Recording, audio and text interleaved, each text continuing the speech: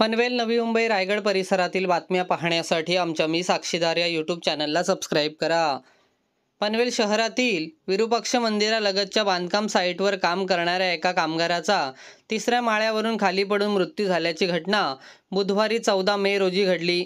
श्रीचंद मुनिराज पासवान, वय 46 असे मृत कामगाराचे नाव आहे.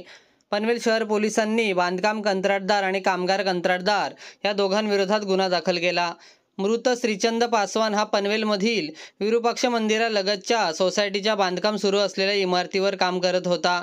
तो त्याच ठिकाणी राहण्यास होता. बुधवारी दुपारी 12च्या सुमारास श्रीचंद 3ऱ्या माळ्यावर काम करत असताना तोल गेल्याने तो खाली पडला.